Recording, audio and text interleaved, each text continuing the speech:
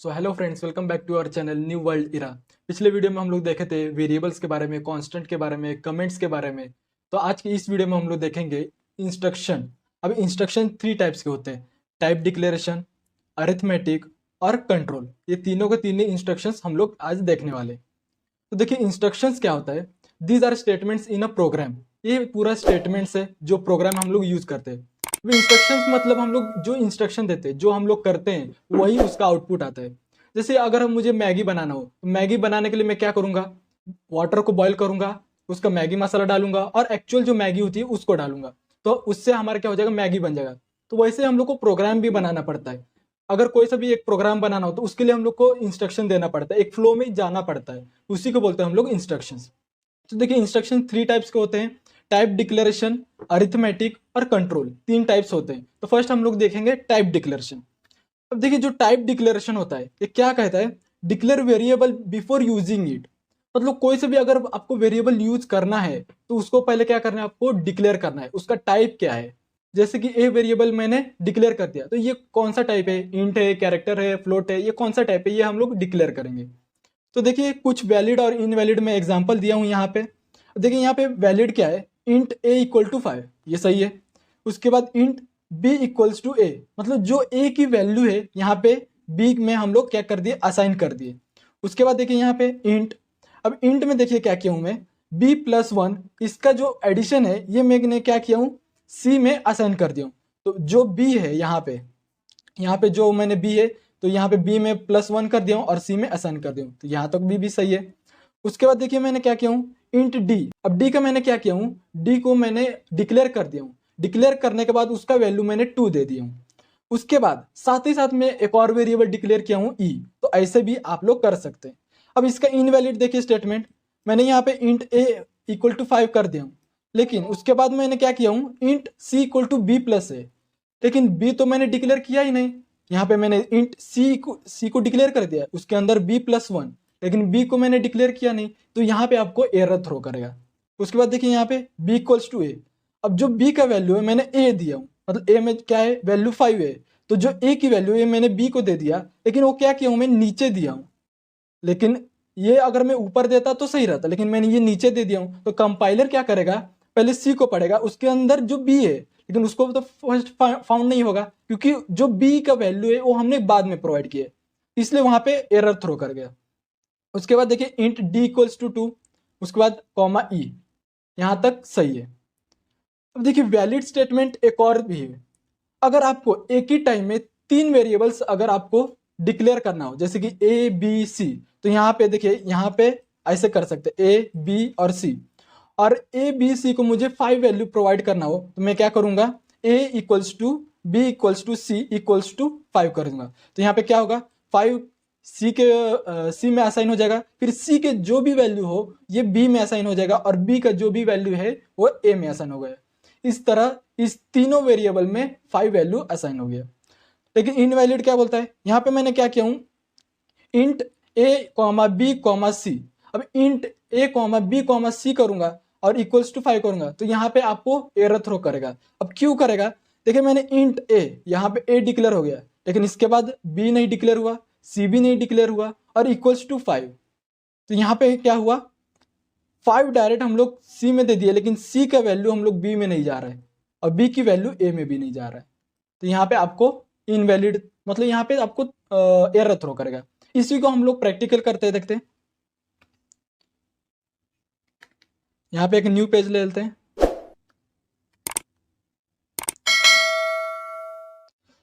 देखिए यहाँ पे include studio.h header file include कर लेंगे। उसके बाद इंक्लूड conio.h। इसके बाद हम लोग लगाएंगे void main। उसके बाद देखिए मैंने यहाँ पे इंट करके मैं डिक्लेयर कर दिया हूँ ए। अब ए इक्वल टू क्या है? 5 है। उसके बाद मैंने यहाँ पे किया हूँ इंट बी इक्वल्स टू ए, मतलब जो भी ए का वैल्यू है ये बी में चला जाएगा। उसके बाद यहाँ पे देखिए मैंने क्या किया हूँ? यहाँ पे मैं करूँगा क्लियर स्क्रीन, ताकि हमारा आउटपुट का विंडो क्लियर हो सके। उसके बाद प्रिंट एफ। अब प्रिंट में मैं क्या करवाना चाहता हूँ? ये जो b का वैल्यू है इसको मैं प्रिंट कर दूंगा। तो यहाँ पे मैं b लिखूंगा, get ch program over, bracket complete. अब देखिए मैं इसको कंपाइल करता हूँ। यहाँ पे देखिए अप टू डेट बता रहा है, मतलब हमारा जो प्रोग्राम है ये सही है। इसको रन करता हूँ, देखिए यहाँ पे 5 आ गया। अब जो यहाँ पे क्या हुआ है देखिए 5 जो है ये ए में असाइन किया हुआ है, अब ए का वैल्यू बी में असाइन कर दिया, तो ये सही है। लेकिन अगर मैं यहाँ पे देखिए मैं क्या करता हूँ, इंट मैं यहाँ पे सी को डिक्लेयर करता हूँ। सी को डिक्लेयर करने के बाद मैं यहाँ क्या करता हूँ, बी प्लस 1 कर देता हूँ। देखिए यहाँ पे एरर थ्रो करेगा। मैं कंपाइल करता हूँ, देखिए यहाँ पे आपको वार्निंग्स और एरर आ रही है। यहाँ पे बोल रहा है कि अनडिफाइंड सिंबल बी, क्योंकि हमने जो बी वैल्यू डिफाइन किया है ये यूज करने के बाद किया है। अगर आप यूज करने के बाद करेंगे तो वो एरर ही थ्रो करेगा, क्योंकि उसको पता नहीं कि आप बी वैल्यू एग्जिस्ट कर रहे हैं और उसको पहले आप लोग यूज कर लिए, इसीलिए वहां पे एरर थ्रो करेगा। तो यहाँ पे हम लोग को सिंपली क्या करना है, इस जो स्टेटमेंट हम लोग लिखे हैं सी का, इसको हम लोग नीचे कर देंगे। सी का जो स्टेटमेंट है यहाँ पे int C equals to B plus 1 कर देंगे। अब यहाँ पे देखिए क्या होगा, यहाँ पे हम लोग सी को प्रिंट कर देंगे। इसको रन करते हैं, देखिए यहाँ पे सी आपको आंसर आ गया 5 प्लस 1 6। अब देखिए इसी तरह अगर मुझे 3 वेरिएबल एक ही साथ डिक्लेयर करना हो तो कैसे करेंगे। तो यहाँ पे मैं एक और वेरिएबल बना लेता हूँ, इंट यहाँ पे मैं बना लेता हूँ डी ई एफ। 3 वेरिएबल मैंने बना लिया। अब तीनों वेरिएबल को मुझे एक ही वैल्यू देना है, तो मैं क्या करूँगा, D equals to E equals to F equals to, मैंने यहाँ पे दे दिया 2। अब इसको प्रिंट करते हैं, यहाँ पे ई को प्रिंट करते हैं, देखिए यहाँ पे 2 प्रिंट हो गया। अगर आप डी को भी प्रिंट करेंगे तो भी 2 प्रिंट होगा, देखिए 2 हो गया। यहाँ पे आप एफ को भी करेंगे तो भी 2 होगा। इस तरह आप 3 वेरिएबल एक ही साथ डिक्लेयर कर सकते हैं, मतलब कितना भी वेरिएबल हो आप एक साथ डिक्लेयर कर सकते हैं और उसको वैल्यू असाइन कर सकते हैं। अगर इसी को अगर आप एक ही साथ में डिक्लेयर करते हैं और यूज करते हैं तो वहां पे एरर थ्रो करेगा। देखिए यहाँ पे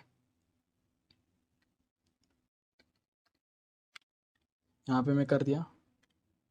अब यहाँ पे क्या हुआ है, इंट डी ये तो डिक्लेयर हो गया, लेकिन एक ही साथ हम लोग यूज नहीं कर सकते, तो यहाँ पे आपको एरर थ्रो करेगा।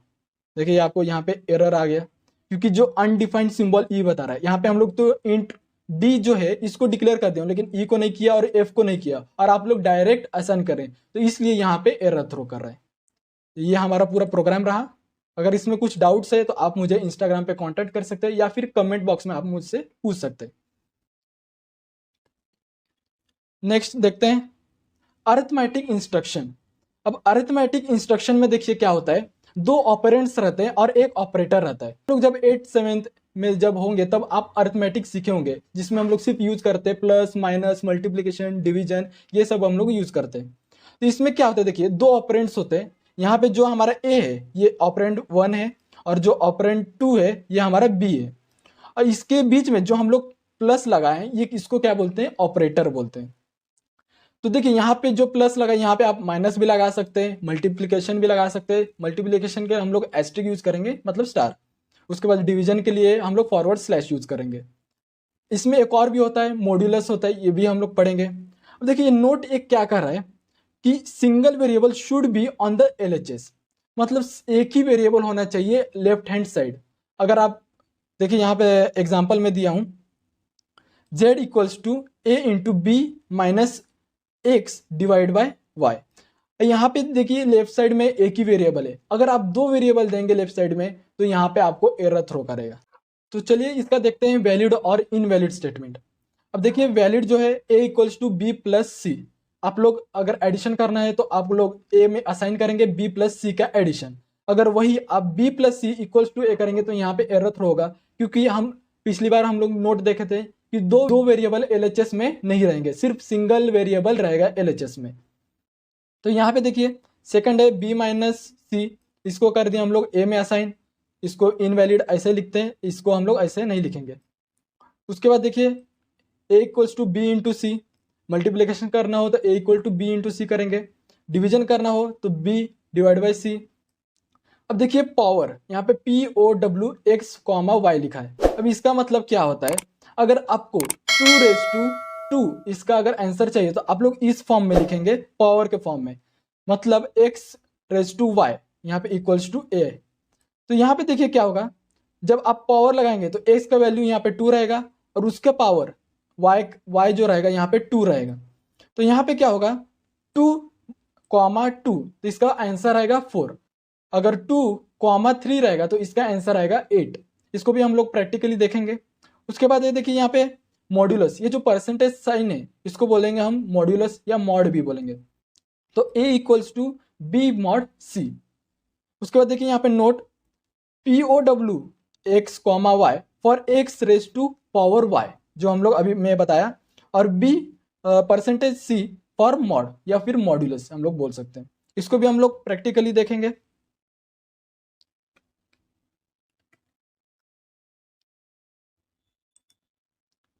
देखिए यहाँ मैं क्या करता हूँ, एक डिफाइन करता हूँ इंट, यहाँ पे मैं लेता हूँ S इक्वल्स टू 3 ले लेता हूँ। एक और डिफाइन कर लेता हूँ T इक्वल्स टू 5। और जो आंसर मुझे स्टोर करना है उसके लिए भी मैं एक और डिफाइन कर लेता हूँ। यहाँ पे मैं डिफाइन कर लेता हूँ U, इसमें मैं आंसर स्टोर करूँगा। देखिए यहाँ पे मैं क्या करूँगा, U इक्वल्स टू S*T। अगर मुझे मल्टीप्लिकेशन करना है तो एस्ट्रिक में यूज करूँगा, और यहाँ पे इसका मैं आंसर प्रिंट करवा देता हूँ, इसको U, और इसको रन करेंगे। ये इसको एरर आ रहा है, इसको हम लोग क्लोज कर देते हैं। देखिए यहाँ पे आपका आंसर आ गया 15। 3 इंटू 5 15 होता है। ऐसे आप लोग मॉड्यूलस भी निकाल सकते हैं, डिवीजन का भी निकाल सकते हैं, माइनस निकाल सकते हैं, सब्ट्रैक्शन निकाल सकते हैं, एडिशन निकाल सकते हैं। तो चलिए नेक्स्ट बढ़ते हैं। देखिए उसके बाद देखेंगे टाइप कन्वर्जन। अब टाइप कन्वर्जन में क्या है, अगर आप दो ऑपरेंट्स का ऑपरेशन करवाएंगे इंट के साथ तो इसका आंसर इंट में ही आएगा। देखिए फर्स्ट ऑपरेंट भी अगर इंट में रहेगा और सेकंड ऑपरेंट भी इंट में रहेगा और उसको ऑपरेट करेंगे तो इसमें क्या आएगा, इंट ही आएगा। और फ्लोट में क्या होगा, फर्स्ट फ्लोट का और सेकंड फ्लोट का अगर ऑपरेशन करवाएंगे तो क्या होगा, उसका आंसर फ्लोट में ही आएगा। लेकिन जब हम लोग इंट का ऑपरेशन फ्लोट के साथ करवाएंगे तो उसका आंसर फ्लोट में ही आएगा। अब ऐसे क्यों, देखिए इंट का जो साइज होता है ये होता है 2 और फ्लोट का जो साइज होता है ये होता है 4 बाइट्स। तो 2 इंट का जो है 2 बाइट्स है और फ्लोट का 4 बाइट्स है। तो यहाँ पे जब ऑपरेशन आएगा तो उसका नंबर बड़ा होगा तो उसका जो स्टोरेज रहेगा तो ये बड़ा में आएगा। तो फ्लोट का जो स्टोरेज है ये 4 बाइट है, इसीलिए इसका आंसर फ्लोट में यहाँ पे स्टोर होता है। उसके बाद देखिए अरिथमेटिक इंस्ट्रक्शंस। अब अरिथमेटिक इंस्ट्रक्शंस में देखिए क्या है, ऑपरेटर प्रेसिडेंस।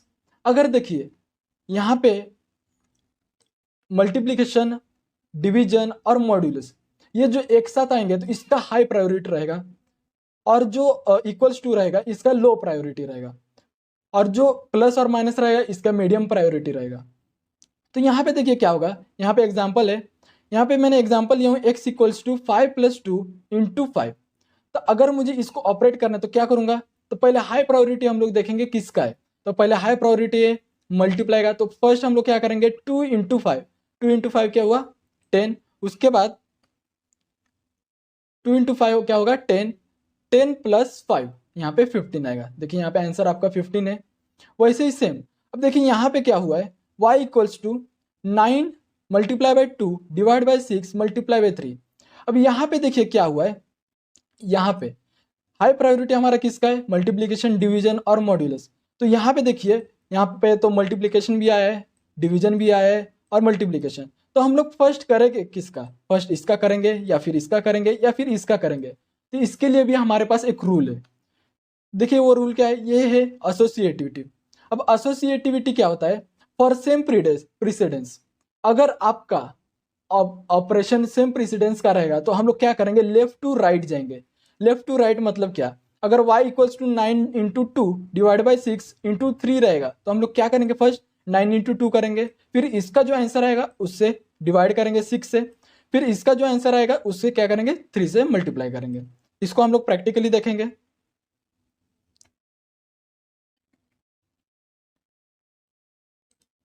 इसको मैं सबको यहाँ पे हटा देता हूँ। अब देखिए यहाँ पे मैं वेरिएबल्स कुछ डिक्लेयर कर लेता हूँ, ए बी सी और एक और डी कर लेता हूँ। अब यहाँ पे देखिए मैं क्या कर रहा हूँ, यहाँ पे मैं डी में स्टोर करूंगा ए इंटू बी डिवाइड बाय सी। यहाँ पे हम लोग इसका वैल्यू भी दे देंगे, ए इक्वल्स टू 5 दे देते हैं, बी इक्वल्स टू 4 दे देते हैं और सी इक्वल्स टू 2 दे देते हैं।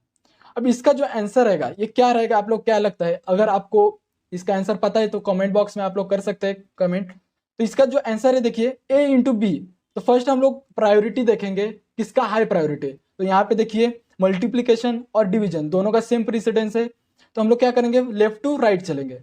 तो देखिए यहाँ पे ए इंटू बी, अब ए का वैल्यू क्या है 5 और बी का वैल्यू क्या है 4, तो 5 इंटू 4 होगा, 5 इंटू 4 क्या होगा, यहाँ पे 5 इंटू 4 20 होगा। तो 20 डिवाइड बाय सी, सी का वैल्यू क्या है 2, तो 2 से डिवाइड जब 20 होगा तो कितना आएगा 10। तो इसका आंसर देखते हैं क्या आता है। यहाँ पे हम लोग डी ले लेते हैं,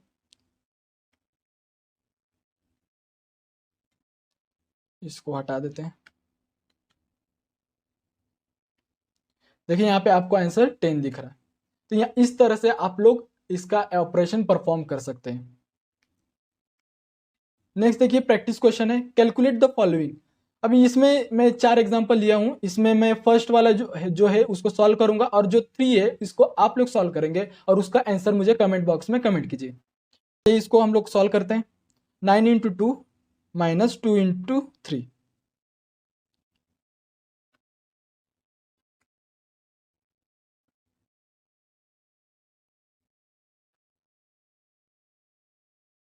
यहाँ पे डायरेक्ट हम लोग करेंगे 9 इंटू 2 माइनस 2 इंटू 3। अब देखिए इसका आंसर क्या रहेगा, 9 इंटू 2 क्या होगा 18 और 2 इंटू 3 क्या होगा 6। तो 18 माइनस 6 क्या हो जाएगा, आपका हो जाएगा 12। तो यहाँ पे देखिए हम लोग रन करते हैं, देखिए आपका आंसर आ गया यहाँ पे 12। नेक्स्ट जो 3 आपका एग्जांपल है आप लोग सॉल्व कीजिए और मुझे कमेंट बॉक्स में कमेंट कीजिए।